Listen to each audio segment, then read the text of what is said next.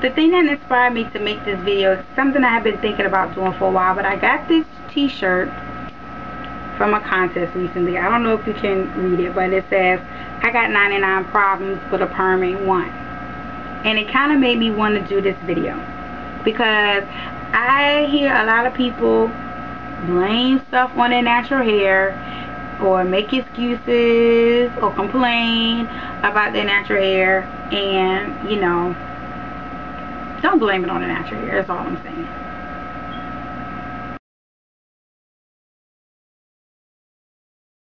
For my single dating ladies out there, and I mean no disrespect, but if you're still dating now that you've gone natural, that means that before you were natural, when you were relaxed, you were still dating and you still didn't have a man. Otherwise you wouldn't be still dating.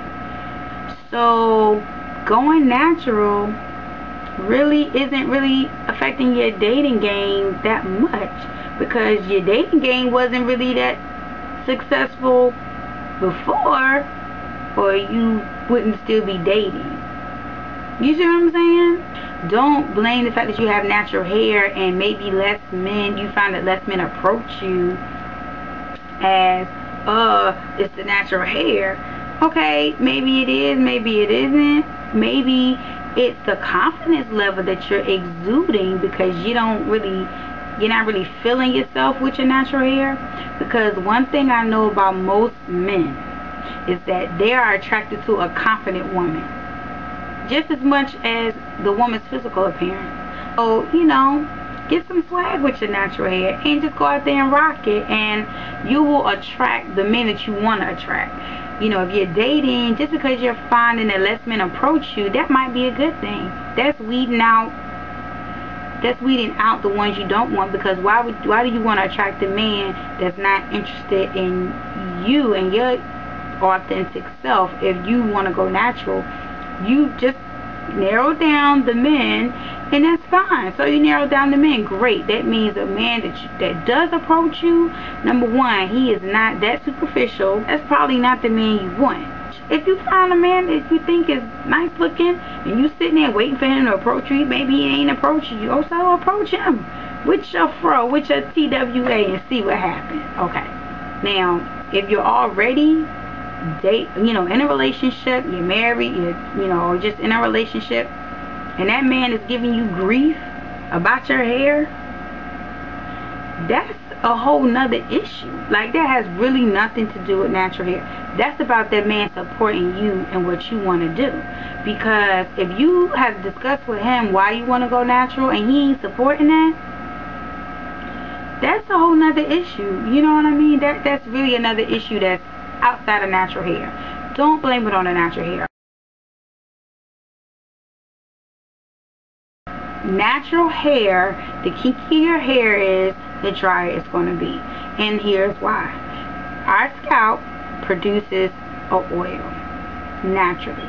When your hair is straight, it's easier for the oil to travel down your hair shaft to the ends of your hair and coat the hair and keep it moisturized. When your hair is kinkier, though, of course, it's harder for that oil to get down through the whole shaft. So it's dry. Easy enough to fix. You just gotta work from the outside in. You're gonna have to add the moisture to your hair. Simple as that. You use water or water-based moisturizers. You use oil or oil-based products to seal in the moisture, and your problem with dryness is solved. Now, what a lot of people get confused is with dryness versus shininess. And the kinkier your hair is, the less shiny it's going to appear 9 times out of 10. And that's okay, because your hair is still moisturized. Also, covering your hair when you sleep at night with a satin cap, or sleeping on a satin pillowcase, that also keeps the natural oils and moisture that's in your hair from coming out and getting absorbed in, your cotton pillowcase. So this is the whole thing, where it's not just about going natural, it's about accepting your natural hair. If you went natural because in your mind you thought your hair was going to be this particular texture, and it's not, it might take a moment, but you need to get over it as soon as possible. As soon as you can, get over it. Your hair is what it is when it's coming out. That's the texture that it is going to be. So get over it and get on with it. What I mean by that is, get over the fact that your hair is not this texture or that texture, and get on with learning your hair texture, how to care for it, and the advantages that it has, because every hair texture has an advantage. The kinkier your hair is, the better result you're going to get with the twist out or braid out, as opposed to the looser your curl pattern is. So look at the advantages of your hair, whatever your hair texture is. If you have looser curls, it may be easier to detangle, or maybe you may be able to do a wash and go style where somebody with the kinkier hair texture can't do it.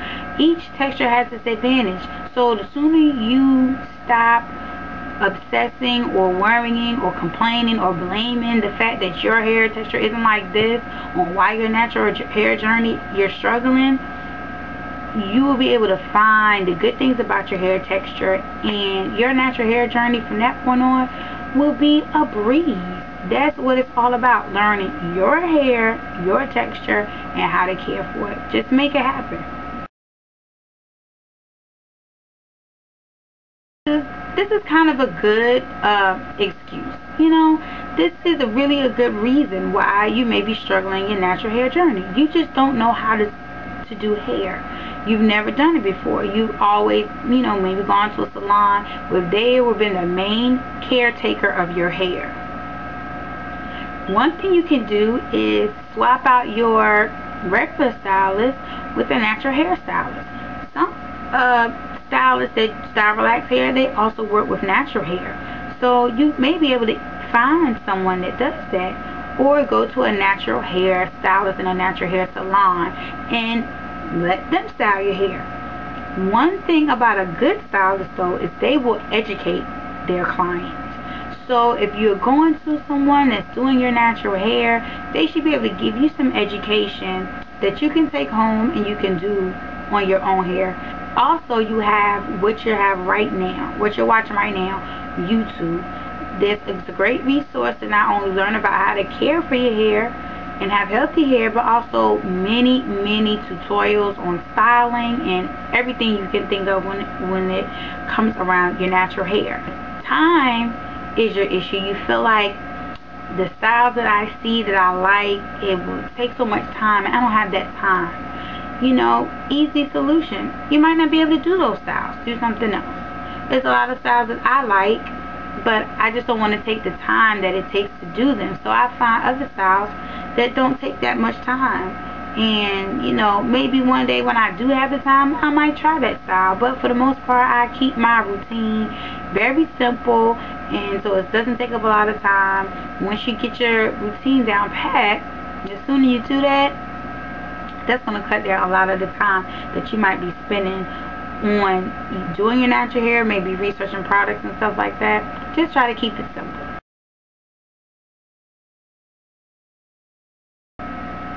We are caring too much about what other people feel or have to say about our natural hair.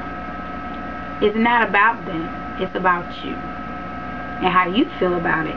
Now, what I've always remembered from Oprah is probably like the most crucial thing I've ever heard her say that's probably had the most impact on me, is that anytime you're that concerned about what someone else says about you, it's because you really have that same feeling about yourself.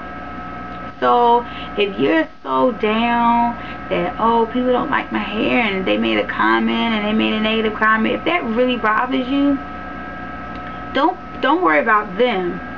You have to reflect on yourself and say, why do I really not like it? And try to move past it and learn to embrace your hair. Don't let what other people say really affect you in your journey. Don't let that be a reason why you're really having a difficult time with your natural hair journey. Another thing is that sometimes you have to set boundaries on what you allow people to say to you. There's two kind of negative comments that people will make to you. There's a negative comment that's not meant to be negative. It's a concern. Sometimes people, they don't know that much about natural hair, so they're just concerned because it's new to them. And when you're struggling, they're concerned that you're struggling with it. If they see your hair maybe breaking off or doesn't look like it used to, they're concerned. And so them saying it to you out of concern, it makes you concerned, or the way they might say it, it might hurt your feelings. With that, the best way to deal with that is to just talk to that person, especially if it's someone that you actually should care about their opinion. You might just need to tell them what's really going on with you. You're going through this natural hair journey, and it's a struggle for you. You're learning, and you know, even though I know you're concerned, the comments are hurting my feelings. And if that person is someone whose opinion you should be that concerned about, then they will respect that. And the bottom line is, if they don't respect that, that's not the person whose opinion you should be concerned about. You know what I mean? Now, then there's the other person. There's a person you shouldn't be concerned about their opinion, because they really don't matter. Your co-workers, maybe, you know, random people that you may come across or whatever. Or my favorite, celebrities, or you know, these people that you don't know, like people all up in arms because Method Man, they would say, oh, Method Man don't like natural hair, or so and so Nicki Minaj said something about nappy hair in a rap, or Lil Wayne said something, or what's the girl from The Millionaire Matchmaker, she said men don't like curly hair, they like straight hair, and the natural hair, or some parts of the natural hair community are all up in roar about it. Why do you even care? That person, they don't know you and you don't know them. They are not paying any of your bills, so their opinion does not even matter. So you need to set a boundary where that doesn't affect you. Number one, the people that are outside, you know, they're not directly in your face. Now, if it's somebody that you have to deal with, like a co-worker or something, or you know, a random friend, or you know, somebody at church, or you know, whatever, and they got something to say about your hair, you might need to check them. You might need to check them. Look, you know, you're not going to continue to disrespect me and my hair. You know, I really don't appreciate the comment that you just made, and you know, if you're going to speak to me in that way, then I'd rather you just not say anything to me, and let's just part ways like this. I understand you feel like you want to share that with me, but I really didn't ask for your opinion. And if it keeps on, I mean, you might have to go ahead and give him a jab uppercut. I've had to do it. I've had to like do a jab uppercut to a male co-worker because he was really talking out the side of his neck about my natural hair, and I had to check him. Really had to check him. And you know what the funny thing is? About 6 months later, I saw him in the hallway, and he told me that he liked my hair. So you gotta sometimes set the boundary what you're gonna let somebody say to you. And once you set that up and people know, okay, I know what, I better not say nothing about her natural hair, they're not going to say anything. And that gives you the space to kind of not get hit with those arrows, and then you can kind of come into your own.